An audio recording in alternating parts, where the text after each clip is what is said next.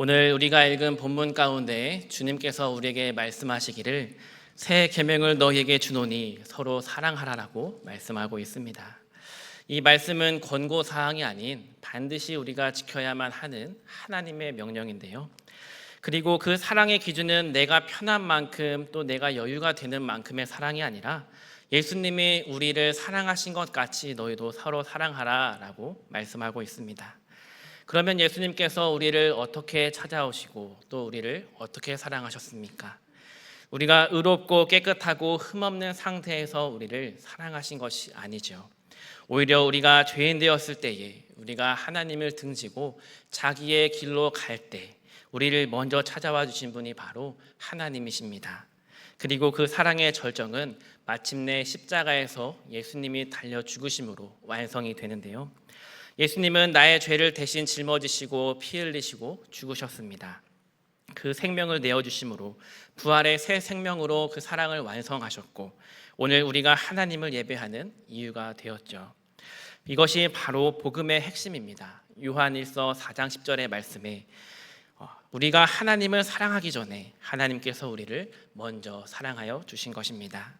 이 복음의 사랑이 우리 교회 안에 어떻게 드러나면 좋을지 책 한 권을 소개하면서 시작해 보려고 하는데요.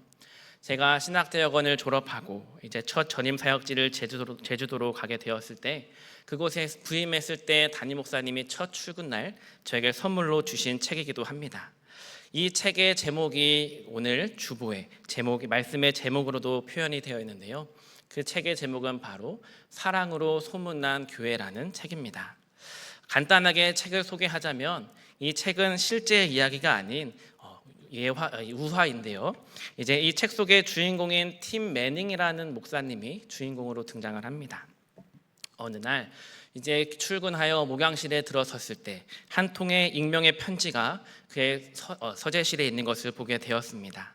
봉투를 조심스레 뜯어서 편지를 열어본 순간 그 목사님은 당황할 수밖에 없었는데요. 그 편지에 뭐라고 적혀 있었냐면 목사님, 우리 교회는 첫사랑을 잃어버렸습니다 라는 짧고도 강력한 한 줄의 메시지가 그 편지 안에 담겨져 있었습니다. 이 편지를 보자마자 팀 매닝 목사님은 흥분하기도 하고 또 받아들일 수도 없고 몹시 주체하지 못하는 그 감정을 가지고 혼란스러워했습니다. 그럴 수밖에 없는 것이 이 팀 매닝 목사님이 사역하시는 가운데 20년, 30년이 넘었음에도 불구하고 그 목회하는 동안에 교회는 평안했고 또 열심히 예배드리고 사역하고 봉사하는 사람들이 많아졌으며 또 각 부서는 부흥성장하였기 때문에 이 사실을 받아들일 수가 도무지 없었습니다. 다양한 프로그램과 행사로 가득했고 재정도 비교적 안정적인 교회였습니다. 그러나 누군가 익명으로 보낸 그 편지를 통해 당신의 교회는 첫사랑을 잃어버렸습니다 라고 이야기한 것이죠. 여기서 그치지 않고 똑같은 내용의 전화 한 통이 똑같은 내용의 메시지가 익명의 전화 한 통으로 이어지게 되는데요. 그로 인하여 그의 마음은 더욱더 불편해졌고 도대체 이 편지를 쓴 사람은 누군지 또 이 편지를 통해 나에게 무엇을 말하려고 하는지 이해를 하지 못했습니다. 우리 교회가 이렇게 열심히 사역하는데 어떻게 사랑이 없다는 것인지 그는 스스로에게 물어보며 한참 동안 혼란의 시간을 보내게 되었습니다. 그러나 시간이 조금씩 흐르면서 이 목사님은 조금씩 이 메시지의 의미를 깨닫게 되었습니다. 한 가지 사실을 깨닫게 되는데 교회가 사역의 바쁨과 프로그램의 풍성함 가운데 자칫 사람의 마음을 살피는 것을 놓칠 수 있다는 것을 깨닫게 된 것이죠. 결정적인 깨달음은 그의 손녀 한나가 목사님의 집을 방문했을 때 일어나게 되는데요. 어느 날 손녀가 놀러와 목사님은 그 손녀를 안고 흔들 의자에 앉아 있었습니다. 한나는 아무 말도 또 할아버지에게 아무 요구도 하지 않았습니다. 그저 할아버지와 함께 있는 그 시간이 너무나도 행복했습니다. 이 모습을 통해 목사님은 그때야 깨닫게 되었죠. 사랑은 성과로 측정되는 것이 아니라 함께하는 시간 속에서 드러나는 것이고 사랑하기 좋은 시간이 바로 지금이라는 것을 말입니다. 예수님의 사랑이 바로 이와 같습니다. 예수님께서 어느 날 마리아와 마르다의 집에 방문하셨을 때에 이것저것 하느라 분주하였던 마르다보다는 예수님의 발치에 앉아서 말씀을 듣는 그 마리아를 향하여 칭찬하셨습니다. 예수님은 관계를 더욱 우선시 여기셨던 것이죠. 또 사마리아 여인과의 만남은 어떻습니까? 예수님께서는 이 여인을 만나기 위해서 일부러 먼 길을 돌아서 이 여인을 찾아오셨습니다. 그리고 그 여인에게 영원히 목마르지 않는 생수의 복음을 은혜로 주셨습니다. 이뿐만이 아니라 예수님은 3번 부인한 베드로에게도 다시 찾아와 주셔서 네가 나를 사랑하느냐라고 물으시며 회복의 기회를 허락해 주셨죠. 이 모습들을 통해서 우리는 무엇을 할 수 있습니까? 우리 주님은 한 영혼을 위해서라면 언제든 시간을 내셨고 또 사랑을 미루지 않으셨다라는 것을 우리는 깨닫게 됩니다. 예수님의 모습 속에서 사랑은 어떤 효율이나 또 성과로 측정되는 것이 아니라 시간과 관심 그리고 함께 있는 마음으로 표현된다는 것을 우리는 깨닫게 됩니다. 우리 교회의 모습은 어떻습니까? 겉으로는 바쁘고 또 열심히 사역하지만 정작 사랑으로 소문난 교회라는 말을 듣지 못하고 있는 것은 아닌지요? 우리 교회가 사람들의 입에서 저 교회는 사랑으로 유명해, 사랑으로 소문난 교회라는 말을 들을 수 있게 되기를 주님의 이름으로 축복합니다. 오늘 우리가 함께 읽었던 이 본문의 말씀은 예수님께서 제자들과 마지막 만찬을 나누시던 날 밤에 일어난 사건을 다루고 있습니다. 바로 이 본문의 사건 앞에 예수님은 제자들의 발을 친히 씻겨주셨는데요. 그것은 종이 하는 일임에도 불구하고 예수님은 주님이시면서도 불구하고 낮고 낮은 모습으로 겸손의 모습으로 제자들을 한 사람 한 사람 섬겨주셨습니다. 그 발 가운데는 곧 예수님을 배반할 가룟 유다의 발도 있었고 또한 3번 부인할 베드로의 발도 있었죠. 그러나 예수님은 아무런 조건 없이 차별 없이 그들의 발을 씻겨주시고 이렇게 말씀하셨습니다. 새 계명을 너희에게 주노니 서로 사랑하라. 내가 너희를 사랑한 것 같이 너희도 서로 사랑하라. 여기서 새 계명이라는 말은 성경 원어로 명령 또 계명이라는 뜻을 가지고 있는데요. 선택사항이 아닌 반드시 지켜야만 하는 명령을 뜻하죠. 그리고 새로운이라는 이 단어의 의미는 단순히 시간적인 순서에 따라 첫 순서를 의미하는 것이 아니라 질적으로 새로운이라는 그 의미를 가지고 있습니다. 구약 성경에서도 이미 내 이웃을 사랑하라라는 율법의 말씀이 주어졌지만 예수님은 이제 그 기준을 완전히 새롭게 변화시켜 주셨죠. 이웃을 사랑하되 네가 하고 싶은 대로가 아니라 세상이 말하는 그런 사랑이 아니라 예수님처럼 사랑하라라고 새 계명을 허락해 주신 겁니다. 그러면 예수님처럼 사랑한다라고 하는 말은 무슨 의미를 가지고 있을까요? 우리가 오래전 TV에서 나왔던 유행하는 말이 있었는데요. 사랑은 변하는 거야. 그리고 사랑이 어떻게 변하니? 라는 말이 있습니다. 한쪽은 사랑이 변한다라고 말하고 또 한쪽은 사랑이 변하지 않는다라고 말합니다. 그렇다면 여러분들은 어떻게 생각하십니까? 여러분들 모두가 다 똑같은 생각을 가지지는 않으실 텐데요. 여기에 말하는 것처럼 어떤 분은 변하는 거야 라고 생각하시기도 하고 또 어떤 분은 변하지 않는 거야 라고 생각하시기도 합니다. 사실 동일한 생각이 우리 모두에게 깔려 있는데요. 그 동일한 생각이라는 것은 무엇이냐? 사랑이 변하고 변하지 않는 것이 중요한 것이 아니라 우리 모두는 나에게 이익이 되는 쪽을 선택할 수밖에 없는 연약한 자들이라는 것입니다. 그래서 어느 쪽이 나에게 이익이 되느냐에 따라서 사랑은 변하기도 하고 변하지 않기도 하는 거죠. 어쩌면 차갑게 들릴 수도 있지만 우리는 누군가를 사랑할 때 모두가 다 이러한 생각을 우리 마음에 깔아놓고 전제하고 사랑을 합니다. 그것은 네가 나를 변함없이 사랑하고 그것이 나에게 유익이 된다라면 이라는 가정이죠. 그렇기 때문에 사랑은 변하는 거야 라는 이러한 유행어가 나타나게 된 것입니다. 그러나 성경이 말하는 사랑, 또 예수님이 성경에서 보여준 그 사랑은 이렇게 1차원적인 사랑이 아니라 너무나 고귀하고도 또 확연히 다른 사랑을 이야기하고 있습니다. 상황에 따라서 쉽게 변하는 감정적인 로맨스가 아니라 진짜 사랑, 즉 사람을 바꾸고 상황을 바꾸어 버리는 완전한 사랑이 바로 예수님의 사랑이라는 것이죠. 사실 이러한 사랑은 우리가 하고 싶다라고 또 우리의 노력으로만 결코 가능한 것이 아닙니다. 하나님께서 거듭나게 하시고 또 주님 안에서 새롭게 태어날 사람만이 하나님의 사랑을 입은 자들만이 또 다른 누군가를 사랑할 수 있게 되는데요. 때로는 이러한 사랑을 행하는 자들을 향하여 세상은 조롱하고 비웃기도 합니다. 마치 바리새인들과 서기관들이 예수님의 헌신적인 모습과 또 사랑의 모습을 보며 조롱하듯이 세상은 우리로 하여금 미련하다, 나약하다, 힘이 없다라고 조롱할지도 모릅니다. 자기 자신이 손해를 보지 않고서는 도저히 예수님처럼 사랑할 수 없기 때문이죠. 우리는 압니다. 예수님이 결코 나약하거나 힘이 없어서 사람들에게 조롱받지 않았다라는 것을 말입니다. 힘이 없어서 자기 자신을 다 비우면서까지 낮고 낮은 모습으로 오신 것이 아니라 하나님의 사랑은, 주님의 사랑은 너무나 위대하였기 때문에 그 자기 자신을 비우면서까지 우리에게 사랑으로 찾아오신 분이 바로 주님이시죠. 예수님의 사랑은 결코 나약함의 증거가 아니라 오히려 그 반대인 강함의 증거입니다.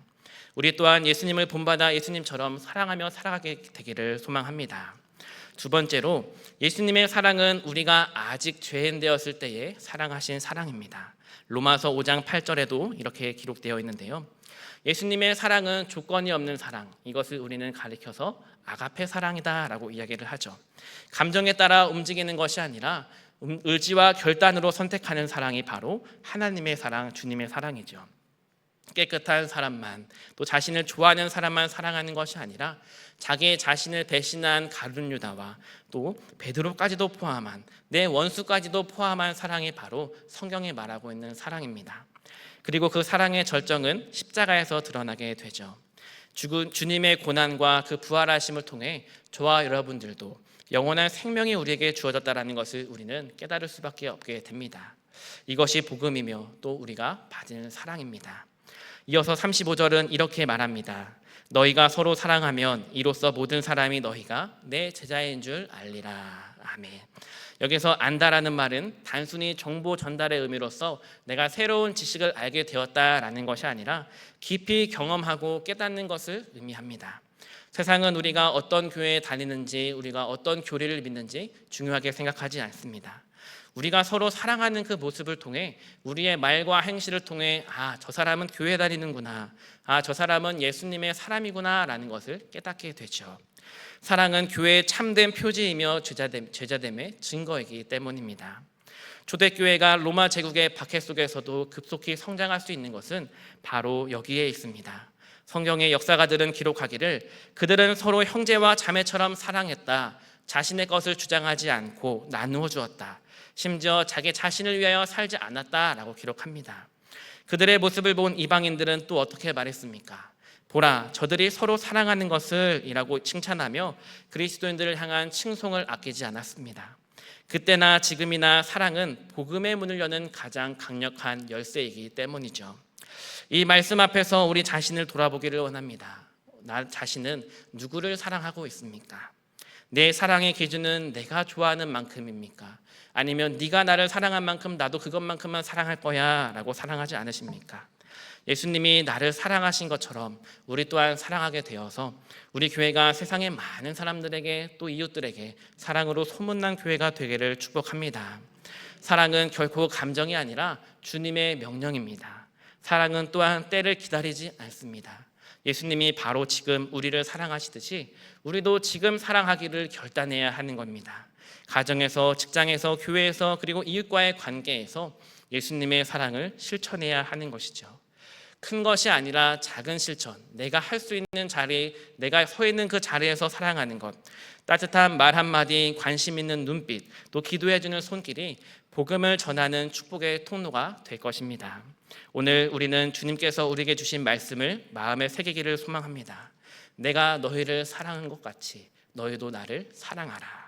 이 말씀은 단지 교훈이 아니라 우리가 받은 구원의 은혜에 대한 보응입니다. 우리가 받은 사랑이 너무나도 크기 때문에 우리는 그 사랑을 나누어 주도록 부르심을 받았죠. 우리 모두가 예수님의 사랑을 본받아 세상의 복음을 전하는 축복의 통로가 되기를, 사랑의 증인이 되기를 축복해야 합니다. 그렇다면 우리가 사랑해야 하는 이유가 있는데 그것은 또 무엇입니까? 바로 사랑이 남기 때문입니다. 고린도전서 13장, 우리가 사랑장으로 잘 알려져 있는 고린도전서 13장 8절을 보면 이렇게 기록이 되어 있습니다. 사랑은 언제까지나 떨어지지 아니하되 예언도 패하고 방언도 그치고 지식도 패하리라. 자, 오늘 본문에 기록되기를 바울은 고린도에 보내는 편지에서 사랑은 언제까지나 떨어지지 아니한다라고 이야기하면서 사랑과 대조되는 몇 가지를 언급하고 있습니다. 그것은 예언과 또 방언, 또 지식입니다. 이러한 은사들은 언젠가는 없어지겠지만 마지막까지 끝까지 남는 것이 바로 사랑이라고 바울 사도는 고린도 교회에 편지를 하고 있죠. 왜 바울이 고린도 교회에 편지를 하였느냐? 하나님께서 주신 은사를 가지고 교회의 유익을 위하여 섬기는 것이 아니라 오히려 자신이 받은 그 은사를 통하여 교회를 혼란케 하였기 때문입니다. 그러나 바울이 그러한 고린도 교회를 향하여서 사랑만이 제일이고 믿음, 소망, 사랑은 항상 있을 것인데 그중은 사랑이 제일이다라고 말을 하고 있는 것입니다. 결국 이 세상의 모든 것은 다 썩어 없어질지라도 마지막까지 남는 것이 있다라면 그것은 바로 사랑이라는 것입니다. 제가 어렸을 때에 아주 즐겨 듣던 찬양은 아니고 이제 대중가요가 있는데요. 이 대중가요의 가사가 어쩌면 오늘 이 바울 사도의 메시지를 대변하는 메시지가 아닐까 생각이 들어서 비록 찬송가의 가사는 아니지만 그 노랫말의 가사를 한번 여러분들에게 조금만 읽어드리도록 하겠습니다.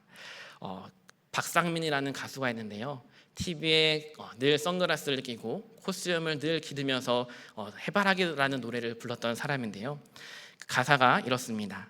기쁠 때나 슬플 때나 아플 때도 함께 울고 웃어주던 그대 못 견디게 그리운데 사랑해요 사랑해요 세상의 말 다 지우니 이 말 하나 남네요. 자, 이 노래에서 세상의 말을 다 지우니 이 말이 하나 남는다라고 고백하고 있습니다. 바로 사랑한다라는 말이죠. 자, 여러분들 내 이웃을 내 몸과 같이 사랑하십니까? 함께 예배드리고 있는 우리 동성교회 지체들을 서로 사랑하고 계십니까? 내가 너희를 사랑한 것 같이 너희도 서로 사랑하라. 이것은 하나님께서 오늘 우리 교회에 주신 명령이면서 또 우리가 서로 사랑하는 이유가 될 수밖에 없습니다. 그래서 우리가 이제 주님의 지상 명령을 따라서 9월부터는 우리가 오베가 전도축제를 하게 되는데요. 그렇다면 이 지역사회에서 우리가 많은 영혼들을 불러일으키고 또 소문난 교회가 되기 위해서 내가 할 수 있는 작은 실천이 무엇일까 한번 고민해 보다가 5가지 정도만 여러분들에게 제안해 드리려고 합니다. 첫 번째로는 하루 한 번 의도적으로 누군가에게 사랑한다라고 표현하기.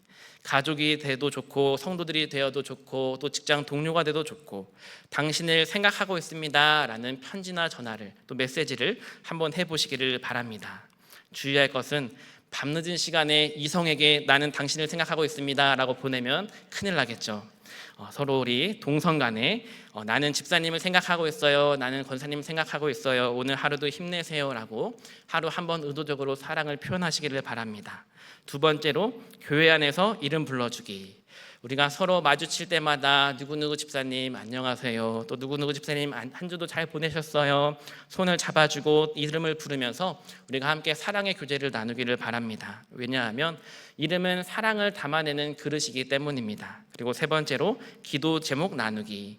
예배가 마치고 귀가하시기 전에 여러분 가까이 있는 분 한두 분을 정해서 이번 주 내가 당신을 위해서 어떻게 기도를 해드릴까요? 라고 서로 물어보시면서 기도의 제목을 가지고 한 주간 열심히 기도해 주시기를 바랍니다. 그리고 네 번째로 작은 나눔 실천하기.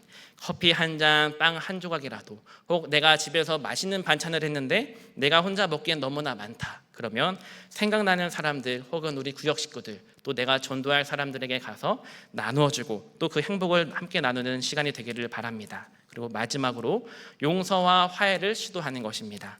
혹시 마음에 풀지 못한 어려운 관계가 있다면 먼저 한 주간 연락해 보시기를 바랍니다. 예수님이 우리를 용서하신 것처럼 나도 용서와 화해를 선택하시면서 사랑하는 것도 너무나 중요하지만 내가 아직 사랑하지 못할 존재가 있다면, 지체가 있다면 그 사람에게 먼저 다가가서 용서의 손길을 내미는 여러분들 되기를 바랍니다.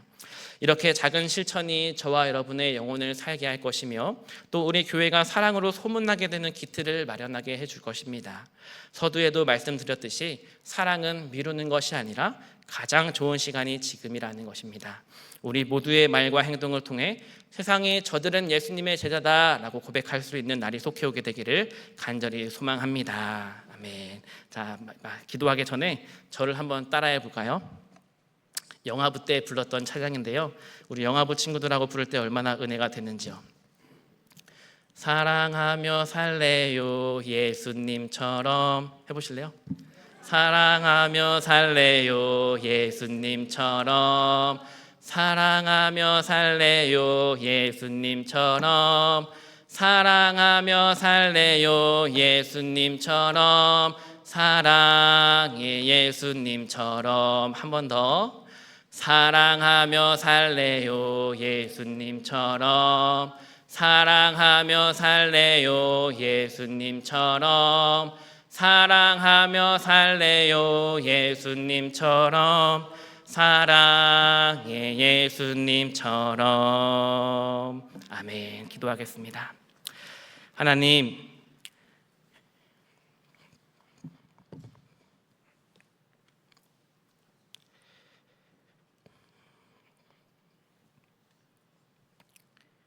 우리를 통해 이 땅에 하나님의 나라가 세워지기를 소망합니다. 예수님께서 보여주신 사랑의 모습을 닮아 우리 교회가 사랑으로 소문난 교회가 되기를 기대합니다. 이제 곧 다가올 오베가 전도축제, 그리고 주님이 오시는 그날까지 믿음과 소망 안에서 지금 사랑하는 동성애 권속들을 사랑으로 품을 수 있는 마음을 허락하여 주시옵소서. 다른 것은 다 썩어 없어지고 남겨지지 않지만 이 사랑만큼은 우리에게 영원토록 남겨주신다라고 말씀하여 주셨습니다. 하나님이 곧 사랑이시다라고 말씀한 요한일서의 말씀처럼 우리 또한 주님의 마음을 닮아 서로 사랑할 수 있는, 나중이 아니라 바로 지금 이 순간부터 서로 사랑할 수 있는 우리 동성의 모든 권속들 될 수 있도록 하나님 인도하여 주시옵소서. 감사를 드리며 예수님 이름으로 기도드립니다. 아멘.